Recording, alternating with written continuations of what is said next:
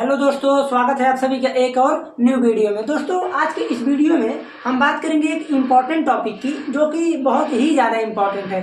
क्योंकि आप लोग जब किसी भी एग्जाम को देखेंगे, किसी भी एग्जाम यानी बोर्ड एग्जाम की बात कर रहे हैं, अब कंपटीशन में मत जाइएगा, वैसे भी कंपटीशन में जहाँ इसका सिलेबस रहता है तो आता है यहाँ से। तो यहाँ पर क्या है, इसमें 8 नंबर का प्रश्न जो है हर बार आ जाता है, क्योंकि ये लॉन्ग प्रोसेस है। आसान तो बहुत है, इसमें ये नहीं है कि बहुत ही आसान है। ओके, आज हम बात करेंगे आव्यूह का सहखंडज। आव्यूह का सहखंडज क्या होता है। जब सहखंडज हम जान लेंगे तो उसी के बाद से हम आप लोगों को क्या इसका बता देंगे कि आव्यूह का व्युत्क्रम। इसके बाद हम बताएंगे जस्ट आव्यूह का व्युत्क्रम। तो इसमें कोशिश हम ये करेंगे कि आव्यूह का सहखंडज एकदम अच्छी तरीके से बता दें। कुछ सहखंडज के 2-3 प्रमेय दिए हैं उसको बता दें। उसके बाद अगर टाइम बचेगा तो बहुत टाइम, लेकिन देखेंगे अगर ड्यूरेशन ज़्यादा नहीं रहेगा तो व्युत्क्रम की भी बात आज ही कर लिया जाएगा। ओके, आइए देखते हैं। देखिए, सबसे पहले तो हम आपको ये बता दें कि कोई भी मैट्रिक्स यानी आप कहेंगे कि जैसे मान लीजिए कोई भी मैट्रिक्स होता है A11, हम यहाँ पर 3x3 की लेकर बात करेंगे। A12, A13, A21, A22, A23, A31, A32, फिर उसके बाद A33। ठीक है, हम कोई भी एक आव्यूह ले लेते हैं, इसका नाम हम रख देते हैं A। ओके, तो कल के लेक्चर में हम आप लोगों को ये बताए थे कि किसी भी आव्यूह का उपसारणिक और सहखंड कैसे निकलता है। किसी भी आव्यूह का उपसारणिक और सहखंड कैसे निकलता है। तो आप कहेंगे कि हाँ, ये भी हम जानते हैं, उपसारणिक को हम डिनोट करते हैं M से और सहखंड को डिनोट करते हैं A से। तो यहाँ पर देखिए क्या है, इस चीजों को जब हम सहखंड निकालेंगे, ये क्या चीज है, आप कहेंगे कि कोई भी एक आव्यूह है। कोई भी एक क्या है, आव्यूह। ठीक, जब हम इन्हीं को कैपिटल में लिख देंगे तो इन्हें हम क्या बोलते हैं, आप कहेंगे सहखंड बोलते हैं। सहखंड। देखिए, ध्यान दीजिएगा, कंफ्यूज मत होइएगा कि ये तो एक ही बात है इसीलिए बदल दिए। नहीं, बदले नहीं भैया, ये जो छोटा छोटा लिखा गया है, मैं एकदम जस्ट पहले लेक्चर में ही बताया था कि आव्यूह के प्रत्येक एलिमेंट को हम स्मॉल से डिनोट करते हैं, स्मॉल लेटर से। लेकिन जब हम बड़े से अगर डिनोट कर रहे हैं तो इसको हम बोलते हैं सहखंड। क्या बोलते हैं, सहखंड। सहखंड। यहाँ तक प्रोसेस सभी बच्चे को आना चाहिए, क्योंकि कल के लेक्चर में हम ये सब बता दिए थे। तो हमें एकदम उम्मीद है कि आप लोगों को आता होगा सहखंड कैसे निकलता है, क्या होता है। वैसे आज एक आध एग्जाम्पल बताएंगे तो हो ही जाएगा कवर। तो यहाँ से हम ये जाने कि सहखंड होता है, उसके बाद इसी का सहखंड का ही अगर हम ले लें परिवर्त, सहखंड का परिवर्त ले लें तो हमें क्या मिलेगा। आप कहेंगे कुछ नहीं, जो मिलेगा A11, A12, A13, A21, A22, A23, A31, A32, A33। ये चीज होता है। ये क्या कहाँ से आया है, आप कहेंगे कि इसी का हमने ट्रांसपोज लिया है। ट्रांसपोज यानी परिवर्त, और इसी परिवर्त वाले आव्यूह को हम क्या बोलते हैं, सहखंडज। सहखंडज। देखिए, आप लोगों को हमें लगता है बहुत ही अच्छे तरीके से आ गया है। पहले कोई भी आव्यूह दिया रहेगा या फिर आप मान लेंगे जो भी होगा, आव्यूह रहेगा। आव्यूह के बाद आप उसका निकालेंगे उपसारणिक। उपसारणिक के बाद आता है सहखंड। लेकिन आप लोग जब बोर्ड एग्जाम की बात करें या फिर आप मान लीजिए इतना प्रैक्टिस आपका हो गया है कि अगर बिना उपसारणिक निकाले या आप अगर सहखंड निकाल लेते हैं डायरेक्ट वहीं पर, तो वो भी सही है, समझ लीजिए आपका प्रैक्टिस बढ़िया है। तो वहां से हम सिंपल क्या करेंगे, पहले हम निकालेंगे सहखंड। सहखंड आव्यूह जो भी आएगा हम उसी का ले लेंगे ट्रांसपोज। ट्रांसपोज वाले आव्यूह को हम बोलते हैं सहखंडज आव्यूह। क्या बोलते हैं, सहखंडज आव्यूह। और इसी को इंग्लिश में हम बोलते हैं adjoint of A matrix. Adjoint of A matrix. अब देखिए, एडजॉइंट ऑफ ए, तो एडजॉइंट में ए डी जे यहाँ पर लिखा है ना, देखिए, तो इसी को हम डिनोट करते हैं ए डी जे, ब्रैकेट में लिख देते हैं ए, यानी एडजॉइंट ऑफ ए मैट्रिक्स का हो जाएगा A11, A21, A31। आपको एक भी फार्मूला रटना नहीं है, इसमें रटने का आवश्यकता ही नहीं है। ओके, तो हम सिंपली यहाँ पर क्या देखें कि आव्यूह का सेकंडज क्या होता है। आव्यूह का सेकंडज जो होता है वो सेकंड आव्यूह का ट्रांसपोज। सेकंडज क्या होता है, किसी भी आव्यूह का सेकंड निकालेंगे, सेकंड आव्यूह का अगर हम ट्रांसपोज ले लेते हैं तो हम वहाँ ट्रांसपोज यानी होता है परिवर्त आव्यूह। तो ट्रांसपोज आप लोग जानते होंगे। देखिए भाई, थोड़ा बहुत इंग्लिश का यूज कर देंगे, लेकिन आप लोग ये समझिए कि इंग्लिश का यूजफुल होना भी जरूरी है, इंग्लिश आना चाहिए थोड़ा बहुत। तो सेकंड का जब हम ले लेंगे ट्रांसपोज तो हम बोल देंगे इसी को एडजॉइंट ऑफ ए मैट्रिक्स, यानी यहाँ पर आ जाएगा आपका सेकंडज आव्यूह। ओके, इतना हमें लगता है कि सब कुछ सभी को समझ में आ गया। जैसे कि हम एक एग्जांपल ले लेते हैं पहले आप लोगों को समझाने के लिए 2/2 का। कौन सा? 2/2 का। तो देखिए 2/2 का अगर एक मैट्रिक्स लें, मान लीजिए यहाँ पर हम ले लेते हैं A इक्वल टू 1 2 3 4, कोई एक आव्यूह है। बोल रहा कि आप इसका क्या निकाल दीजिए, सेकंडज आव्यूह निकालिए, एडजॉइंट ऑफ ए बताइए, एडजॉइंट ऑफ ए बताइए। तो देखिए एडजॉइंट ऑफ ए निकालने के लिए आप क्या करेंगे, एकदम प्रोसेस से चलेंगे। सबसे पहले एम निकालेंगे। एम क्या होता है? उपसारणिक। उपसारणिक क्या होता है? आप कहेंगे कि जैसे मान लीजिए हमको यहाँ पर उपसारणिक निकालना है M11 का, तो हम लिखेंगे यहाँ पर, थोड़ा इधर से लिखते हैं क्योंकि 4 चीज निकालना है ना। तो यहाँ हम लिखेंगे क्या चीज, M11, M12, M21, M22। तो देखिए ये चीज यहाँ से बराबर लगाए, नहीं तो आप लोग कहेंगे माइनस है।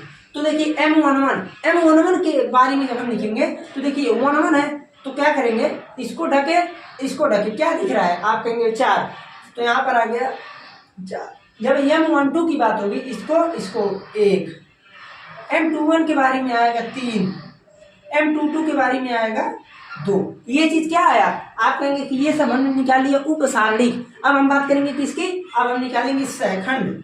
तो जैसे ही हम उपसारणिक के बाद चलेंगे सेकंड पर, तो सेकंड को हम डिनोट करते हैं ए से। अब इसका फार्मूला मैं एक फार्मूला केवल लिखूंगा, AIJ इक्वल टू -1 पर पावर I प्लस J, उसके बाद MIJ। एक फार्मूला केवल लिखे, इसी फार्मूला पर रख करके सभी चीजों को हम तोड़ते फोड़ते हैं। तो यहाँ से हम डायरेक्टली लिखेंगे A11, A12, A21, A22। Okay, ये चीज आ गया। अब हमको पता होना चाहिए कि -1 पर अगर कभी भी विषम घात रहता है तो -1 ही आता है। अगर कभी भी माइनस पर अगर पावर लग गया, जैसे -1 पर पावर 5, तो विषम ही है, तो इसलिए आ जाएगा निगेटिव में। तो यहाँ से अब देखिए 2 1 3 निगेटिव आएगा, 2 1 3 निगेटिव आएगा, 1 1 2 पॉजिटिव आएगा, यानी ये 4 यहाँ पर आ जाएगा, 1 2 में -1, ये 3, ये ओके, ये चीज आ गया।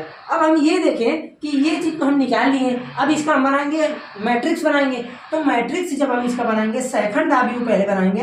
तो देखिए A11, A12, A21, A22, ये चीज हमको दिखा कि नहीं, आप कहेंगे बिल्कुल। ये क्या निकला है, तो ये निकला सेकंड आव्यूह। देखिए ध्यान से सुनिए, सबसे पहले उपसारणिक निकालेंगे। सबसे पहला काम उपसारणिक, उपसारणिक। उसके बाद क्या निकालेंगे, आपको याद होना चाहिए कि उसके बाद हम निकालेंगे क्या चीज, सेकंड। उसके बाद सेकंड आव्यूह। अब इसी का जब हम ट्रांसपोज लेंगे तो हमको क्या चीज मिलेगा, सेकंडज आव्यूह। कंफ्यूज नहीं होइएगा, ये सेकंड है, हमको सेकंडज चाहिए, तो सेकंड से सेकंडज के लिए क्या करना पड़ेगा, ट्रांसपोज लेना पड़ेगा। तो जैसे ही हम इसका ट्रांसपोज लेंगे तो यहाँ से हमको मेन जो मेरा मिलेगा वो क्या चीज मिलेगा, देखिए 4 -1 -3 2 मिल गया कि नहीं। आप कहेंगे ये तो दिख रहा है हमको, बिल्कुल मिल गया। अब एक चीज नियम आप लोग ध्यान से सुन लीजिएगा, ताकि 2/2 का मैट्रिक्स चुटकी बजाएंगे ऐसे अब दंड से कर लेंगे। कैसे, आइए देखते हैं। लेकिन करना क्या है आपको, आप हमेशा के लिए ध्यान दीजिएगा, ये मैं एक मैट्रिक्स के लिए स्पेशली नहीं बता रहा हूँ, ये सभी मैट्रिक्स के लिए ही सत्य है। अगर कोई भी मैट्रिक्स आपको दिया है कितने का, 2/2 का, बस, और किसी पर नहीं लगेगा। पहले मैं बता दे रहा हूँ, बाद में ये मत कहिएगा कि सर मैं 3/3 पे लगा दिया, आप क्या होगा, तो गलत हो जाएगा। देखिए अगर कहीं भी आपको 2/2 का मैट्रिक्स मिल रहा है, तो अगर इसका डायरेक्टली आपको सेकंडज आव्यूह निकालना है तो करेंगे क्या, देखिए ये अवयव देखिए और ये अवयव देखिए, कुछ आपको सिमिलर दिख रहा है? आप कहेंगे हाँ थोड़ा बहुत दिख रहा है। क्या अगर आपको A11 A22 में कुछ दिख रहा है सिमिलर? आप कहेंगे बिल्कुल दिख रहा है। हुआ क्या है, दोनों उल्टा हो गया, देखिए उलट गया, उलट गया ना। तो अगर कहीं भी आपको कोई भी अवयव से शेखंड डायरेक्ट निकालना है तो आप करेंगे क्या, दोनों अवयव को, यहाँ पर अवयव नहीं दोनों एलिमेंट को आप बदल देंगे, इंटरचेंज कर देंगे, यानी विनिमय कर देंगे। विनिमय, एलिमेंट का विनिमय, हमेशा के लिए एलिमेंट का क्या करेंगे, विनिमय, यानी एक्सचेंज करेंगे, एलिमेंट का एक्सचेंज करेंगे। किसका, एलिमेंट का। तो आप यहाँ पर लिख भी सकते हैं कि अवयव का एक्सचेंज, नहीं तो आप गलत कर देंगे। तो देखिए यहाँ पर क्या हुआ, हम ये देखिए A11 A22 है, तो यहाँ पर अगर हमको कहीं शेखंडज अवयव चाहिए, शेखंडज अवयव, तो क्या चीज होगा, आप कहेंगे कि A22 जो है चला जाएगा A11 के पास और A11 चला आएगा A22 के पास। ओके, इतना समझ लिए। अब इसमें कुछ सिमिलर दिखेगा आपको?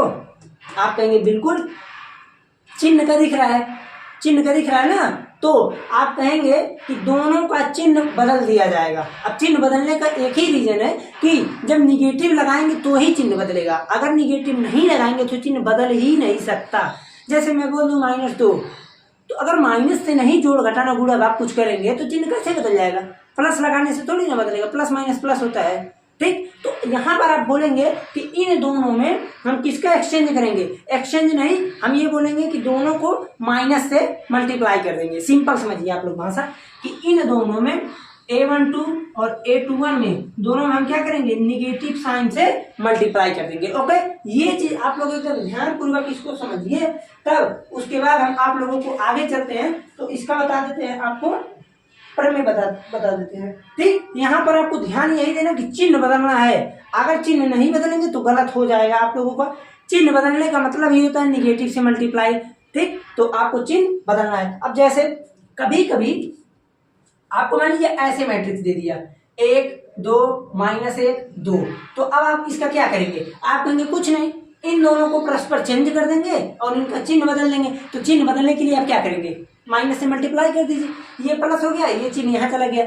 नहीं तो आप चिन्ह ही बदल दीजिए, चिन्ह बदलेंगे तो ये वहां गया, ये यहाँ आया। ओके, तो इस प्रकार से आप चुटकी बजाएंगे और तुरंत अवयव का शेखंडज निकल गया। ओके, तो देखिए इस लेक्चर में जो है हम आप जो हमको बताना था, मेन उद्देश्य मेरा ये चीज हो गया। अभी थोड़ा सा और उद्देश्य बचा है, प्रमेय बताना है, तो इसके बाद हम इसे मिटाते हैं, तो उसके बाद हम आप लोगों को प्रमेय बताते हैं। आप लोग इसको एक बार देख लीजिए अच्छी तरीके से, क्योंकि यहाँ पर एक भी डाउट नहीं रहना चाहिए, अगर डाउट रहा तो समझ लीजिए कुछ ना कुछ गड़बड़ है। ओके, तो अब हम चलते हैं प्रमेय नंबर 1 पर। लेकिन प्रमेय नंबर 1 पर चलने से पहले हम कुछ आपको बताना चाहते हैं। आप कहेंगे कि क्या बताना चाहते हैं, इसे देखिए मिटा रहे हैं, आप सोचेंगे कि क्या बताना चाहते हैं। जितने प्रमेय आप लोगों के हैं, अगर आप यही बात बताना चाहते हैं जो बोल रहे हैं, अगर आप हायर मैथमेटिक्स में जब पढ़ेंगे, हायर मैथमेटिक्स क्या होता है, यानी 12 के बाद अगर कहीं आप लोग मैथमेटिक्स पढ़ेंगे तो आप लोगों को सभी चीज का आप लोगों को प्रूव करना पड़ेगा। तो यहाँ पर प्रूफ दिया ही नहीं है, लेकिन ये नहीं है कि हमको आता नहीं है। अगर आप लोग कमेंट करेंगे तो पूरा प्रूफ हम किसी अन्य लेक्चर में पूरा कराकर ही दम लेंगे। ओके, लेकिन यहाँ पर हमको प्रूफ नहीं बताना है। क्यों नहीं बताना है, क्योंकि टाइम टेकन है और वैसे भी आप लोगों को प्रूफ से कोई मतलब नहीं है। हाँ, मैं फिर बोल रहा हूँ, अगर आपको लगेगा कि नहीं हम जानेंगे तो कमेंट कीजिएगा। ठीक, कमेंट ऐसा कीजिएगा कि हम समझ सकें। ओके, तो देखिए प्रमेय नंबर 1 की बात करते हैं। प्रमेय नंबर 1, अब प्रमेय 1 जो बोल रहा है ये सिंपल फार्मूला है। किस फार्मूले को डिनोट करता है, ये यही फार्मूला बता रहा है कि A into adjoint of A equal to adjoint of A into A equal to determinant of A I।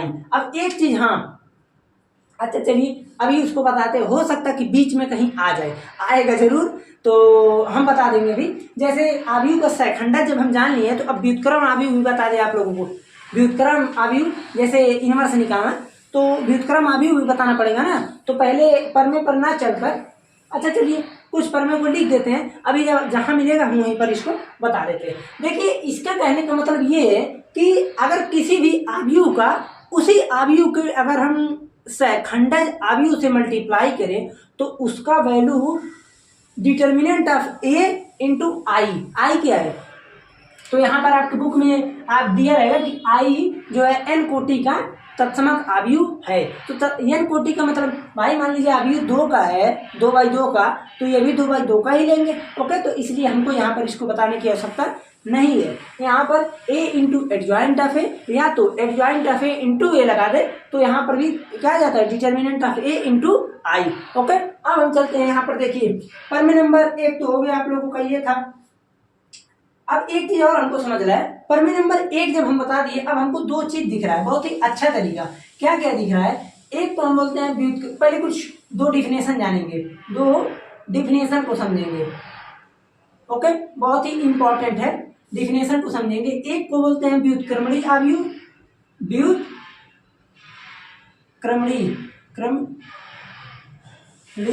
आव्यूह, और व्युत्क्रमणी केवल समझते हैं। एक को बोलते हैं अव्युत्क्रमणी, इसको दोनों को समझ लेते हैं, बहुत ही अच्छा चीज है अव्युत्क्रमणी। देखिए ये जो होता है, पहले इसको समझते हैं। अव्युत्क्रमणी इसे बोल देते हैं, लगभग हम सिंगुलर बोलते हैं इंग्लिश में, और इसे बोल देते हैं नॉन सिंगुलर। अब देखिए हमको यही चीज समझना है कि अव्युत्क्रमणी व्युत्क्रमणी होता क्या है। जैसे अब यहीं पर हमको सब कुछ बताना पड़ेगा। जैसे जब हम व्युत्क्रमणी की बात करते हैं, हमने व्युत्क्रम पिछले लेक्चर में मैट्रिक्स वाले में हमने सब कुछ बता दिया था उसमें कि व्युत्क्रम क्या होता है। अब हमने सिंपल वहां पर ये बताया था कि अगर 2 आव्यूह का मल्टीप्लाई आइडेंटिटी मैट्रिक्स आ जाए, यानी तत्समक आव्यूह आ जाए, तो हम उसको डायरेक्टली बोल देते हैं कि ये एक दूसरे के व्युत्क्रम आव्यूह हैं।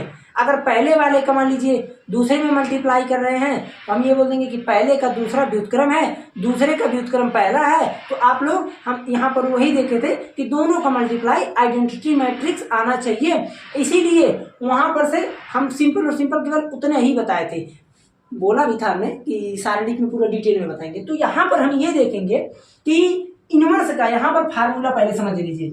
इनवर्स का फार्मूला होता है ए इनवर्स, किसी भी व्युत्क्रमणी आव्यूह को, किसी भी व्युत्क्रम आव्यूह को ए इनवर्स से डिनोट करते हैं। ये चीज हम वहीं पर बताए थे, ए इनवर्स को डिनोट करते हैं, और इसका यहाँ पर फार्मूला होता है adjoint of A determinant of A. ये चीज होता है इसका फार्मूला। तो ये अगर फार्मूला है यहाँ पर, तो इसी फार्मूले को ही देख करके हमारे पास 2 कंडीशन निकल रहे हैं। पहला कंडीशन भाई हो सकता है कि mod of A sorry determinant of A 0 हो जाए, हो सकता है ना 0 हो जाए। अगर 0 हो गया तो ये बताइए ये पूरा अनडिफाइंड हो जाएगा, और अगर अनडिफाइंड हो गया तो हम बोल देंगे कि ये अव्युत्क्रमणी है, व्युत्क्रमणी है। और अव्युत्क्रमणी का मतलब क्या होता है, आप कहेंगे कि अव्युत्क्रमणी का मतलब व्युत्क्रमणी नहीं है, अव्युत्क्रमणी है। तो यानी हम यहाँ से एक चीज बोल सकते हैं कि अव्युत्क्रमणी जो भी रहेगा वहां पर इसका डिटर्मिनेंट की वैल्यू कितना होगा, 0।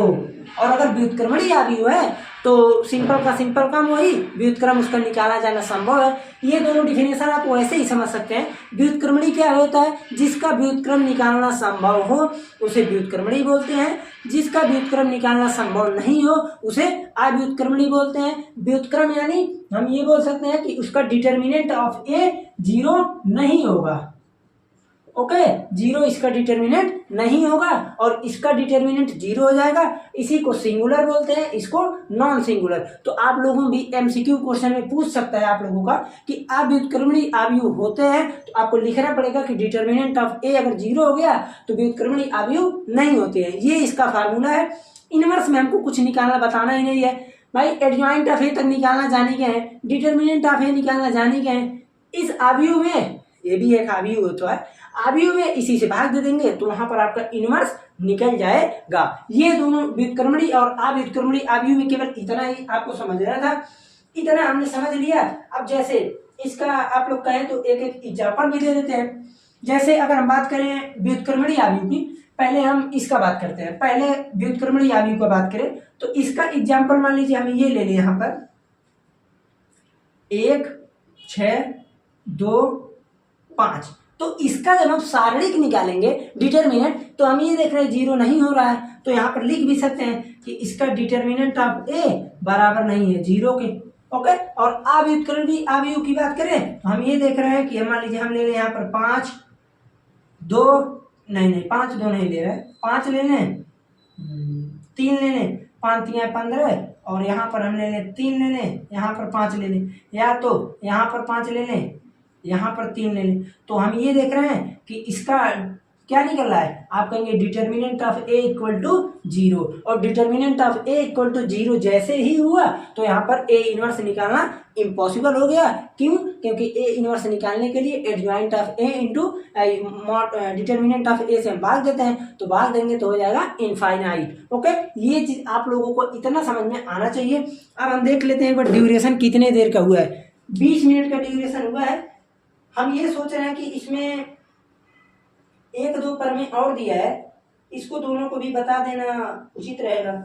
जैसे दूसरा प्रमेय नंबर 2 दिया है, प्रमेय नंबर 2, प्रमेय 2 क्या दिया है, प्रमेय 2 ये बोल रहा है कि अगर कोई भी मान लीजिए आप एक अवयव लेते हैं, कोई भी एक अवयव लेते हैं, और अगर मान लीजिए कोई एक अवयव और है, यानी आप कहेंगे कि ये क्या बात हुई भाई, अगर आप कोई अवयव ले रहे हैं और किसी अवयव से मल्टीप्लाई कर रहे हैं, अगर दोनों का व्युत्क्रम संभव है या फिर दोनों अवयव का व्युत्क्रम निकालें। ओके, मान लीजिए दूसरा प्रमेय सिंपली यही है कि कोई अवयव ए है, कोई अवयव ए है, और कोई अवयव क्या है, बी है, कोई अवयव बी है। अगर दोनों का मान लीजिए आप ए बी निकालिए और बी ए निकालिए, ये दोनों अवयव, अब देखिए ध्यान से सुनिए, यही सब कुछ है। अगर कोई अवयव ए है जिसका व्युत्क्रम निकालना संभव हो, यानी व्युत्क्रमणीय हो, कोई अवयव बी हो, क्या चीज हो, व्युत्क्रमणीय हो, तो ए बी और बी ए बी और बी ए भी व्युत्क्रमणीय अवयव होगा, व्युत्क्रमणीय अवयव होगा। यदि कोई अवयव ए ले ले और कोई अवयव बी ले ले, दोनों अवयव अगर व्युत्क्रमणीय है तो ए बी और बी ए भी व्युत्क्रमणीय अवयव होगा। ओके, ये चीज आप लोगों ने समझ लिया एकदम आसानी तरीके से। अब उसके बाद हम ये देखते, सब कुछ जितना लिखवा रहे हैं आप लोग समझते रहिए। एग्जाम्पल जब हम कराएंगे आप लोगों का पूरा प्रश्नावली के प्रश्न तो अभी भरे हुए ही हैं, तो वहां पर बहुत सारे एग्जाम्पल हैं, इसलिए आप लोगों को टेंशन लेने की कोई बात नहीं है। ओके, देखिए ये 2 प्रमेय हो गए। पहला प्रमेय हमने देखा कि a into adjoint of A equal to adjoint of A into A. हम ये देख रहे हैं कि ये बराबर होता है डिटर्मिनेंट ऑफ ए इंटू ए के बराबर। जब हम उसके बाद आगे चलते हैं तो हम ये देखते हैं कि अगर ये चीज हम निकाल रहे हैं तो यहाँ से हम ए इनवर्स का फार्मूला पकड़े। ए इनवर्स फार्मूला, अब देखिए ए इनवर्स अगर नहीं बताते तो आप लोग कहते कि ये दोनों की आवश्यकता क्यों थी। तो ए इनवर्स निकालने के बाद हमने सिंपली ये देखा कि डिटर्मिनेंट ऑफ ए का यहाँ पर केस आ रहा है। अगर डिटर्मिनेंट ऑफ ए 0 हो जाता है तो हम उसे बोल देंगे अव्युत्क्रमणीय अवयव, और अगर मान लीजिए डिटर्मिनेंट ऑफ ए की वैल्यू 0 के बराबर नहीं होती है तो इसे हम बोल देते हैं व्युत्क्रमणीय अवयव। अब उसके बाद हम सिंपली ये देखते हैं कि प्रमेय 2 क्या है, अगर कोई अवयव एक ले लिए, कोई दूसरा अवयव ले लिए, अगर दोनों अवयव का व्युत्क्रम संभव है तो उसका ए बी और बी ए भी व्युत्क्रम होगा, उसका संभव है। ठीक, अब उसके बाद हम बात करते हैं इसमें, देखिए प्रमेय 3 दिया है, वो तो बहुत ही आसान है। ये प्रमेय आप लोग जानते भी होंगे लगभग, कि अगर कोई अवयव ए है, अगर कोई अवयव ए है और कोई अवयव बी है, अगर इन दोनों का मान लीजिए अवयव का, यही यहाँ से निष्कर्ष निकल रहा है कि दोनों का मल्टीप्लाई करके डिटर्मिनेंट निकालें, या तो डिटर्मिनेंट निकाल करके मल्टीप्लाई करें तो भी समान होगा। इसमें हमको कुछ भी बताना नहीं है भाई। कोई एक अवयव लिए, कोई दूसरा अवयव लिए, इसका डिटर्मिनेंट निकालें, इसका डिटर्मिनेंट निकालें, मल्टीप्लाई कर दिए। और या तो आप कर सकते हैं कि दोनों का मल्टीप्लाई करके तब डिटर्मिनेंट निकालें। तो यहाँ से हम ये बोल सकते हैं कि कोई भी अवयव है, अवयव के गुणनफल का सारणिक उसके सारणिकों के गुणनफल के समान होता है। जैसे यहाँ पर हम ये देखें कि अवयव का गुणनफल है, ये 2 अवयव का गुणनफल, अवयव के यहाँ पर अलग अलग सारणिक निकाल करके गुणनफल किए तो समान आया। ओके, देखिए प्रमेय 2 हो गया। उसके बाद एक उदाहरण एक और होता है, इसको बता देते हैं। जैसे ये फार्मूला होता है कि बहुत इंपॉर्टेंट फार्मूला है, एमसीक्यू प्रश्न में आते हैं, बहुत ही अच्छे खासे एमसीक्यू जब बनेगा तो आएगा, नहीं तो नहीं आने वाला है। अगर मान लीजिए किसी एडजॉइंट को हम ले लें, एडजॉइंट ऑफ ए, ओके। अगर कोई एडजॉइंट ऑफ ए हम ले लें, हम कहें अच्छा ठीक है, अगर इसका मान लीजिए हम डायरेक्टली डिटर्मिनेंट ले लें, एडजॉइंट ऑफ ए का ही डिटर्मिनेंट लें, तो आप ये देखेंगे कि इसका फार्मूला आएगा ए पे पावर n-1। अब n-1 क्या है? अगर आप 3x3 का मैट्रिक्स लिए तो n क्या है? आव्यूह की कोटि, आव्यूह की कोटि। अगर मान लीजिए आप 3x3 का मैट्रिक्स लिए तो आप ये देखेंगे कि यहां पर n की जगह 3 रखेंगे तो क्या चीज आएगा? 2 मिलेगा। देखिए एक चीज और, यहां भी ये चीज रहेगा, नहीं तो गलत हो जाएगा। क्यों? क्योंकि वैसे में तो मैट्रिक्स मिल जाएगा, लेकिन हमको मैट्रिक्स नहीं चाहिए, हमको वहां पर उसका कोई ना कोई अंक चाहिए। और जैसे हम डिटर्मिनेंट निकालते हैं सारणी, तो हमको कोई एक फिक्स्ड अंक मिलता है। तो सिंपली इसमें ये बोल रहा है कि अगर कोई भी आव्यूह है उसका आप डायरेक्टली एडजॉइंट ऑफ ए ले लिए, तो एडजॉइंट ऑफ ए जब निकालेंगे उस आव्यूह का, तो पुराना वाला आव्यूह जो ए है उसके स्क्वायर के, उसके डिटर्मिनेंट के स्क्वायर के बराबर होगा। ये चीज आप किसी भी एग्जाम्पल को लेकर के अपने लक्ष्य से ही प्रूव कर सकते हैं। कोशिश कीजिएगा एक बार, नहीं आएगा तो फिर हम हैं। ओके, देखिए इतना चीज हो गया। अब उसके बाद हम ये देख लेते हैं कि कोई और एक कुछ छूट उठ नहीं रहा है, फिर देख लेते हैं। देखिए एक चीज और दे रहा है कि यदि एक वर्ग आव्यूह का व्युत्क्रमणीय आव्यूह है, यदि एक वर्ग आव्यूह व्युत्क्रमणीय आव्यूह है तो ही उसका इनवर्स निकाला जा सकता है। तो ये अगर वहां पर दिया है तो ये हमको लिखवाने की आवश्यकता या बताने की आवश्यकता नहीं है। हम इस चीज को आप भी जानते हैं, सब कोई जानता है कि भाई अगर ये फार्मूला है और यहाँ से हम बोले इनवर्स निकालना है, तो ये कब संभव है? जब ये चीज जीरो ना हो। भाई मैं क्यों बता रहा था, अगर ये जीरो हो गया तो इनफाइनाइट हो जाएगा, अनडिफाइंड हो जाएगा। तो अनडिफाइंड चीज को हम डिफाइन कैसे कर सकते हैं? ओके, तो यहाँ पर जो है आप लोगों का लेक्चर, चलिए 27 मिनट का, वैसे सोचे थे ज़्यादा बड़ा लेक्चर ना बनाए, लेकिन देखिए हम ये सोचते हैं बड़ा लेक्चर ना बनाएं, क्योंकि बड़ा लेक्चर आप लोगों को देखने में समस्या होगा। लेकिन अगर बड़ा लेक्चर नहीं बनाएंगे तो बाबू 12 का सिलेबस थोड़ा समझ सकते हैं ना आप लोग, ज़्यादा है। और वैसे भी अभी तो मैट्रिक्स सारणी को पढ़ रहे हैं, अभी पहला चैप्टर बचा है, दूसरा बचा है, उसके बाद आगे तो पूरा बचा है। तो इसलिए थोड़ा बड़ा बड़ा लेक्चर बनाना पड़ेगा। इसके लिए आप लोग शांति से एकदम आराम से एकाग्रित होकर पढ़िए। कोई भी अगर समस्या आती है तो कमेंट में ज़रूर बताइए। आज आप लोगों का रिजल्ट आया, भाई रिजल्ट जिन लोगों का आया और जिन लोगों का आप लोगों का तो आने वाला है, समझ लीजिए आने वाले का मतलब जब पेपर देंगे तो आएगा, ठीक। तो अगर और कोई समस्या आती है तो कमेंट में ज़रूर बताइए। चलते हैं, मिलते हैं फिर अगले लेक्चर में। चैनल पर पहली बार आए तो चैनल को सब्सक्राइब करके रखिए, और अगर पढ़ने में अच्छा लग रहा है तो कम से कम 2-4 दोस्तों के पास, अपने से छोटे भाई बहन जो हों, आप लोगों को क्लास 9th में पढ़ते हैं, क्लास 10th में पढ़ते हैं, तो उनके पास शेयर कीजिए। यहाँ से मैथमेटिक्स अगर पढ़ना तो कोई समस्या नहीं आनी चाहिए।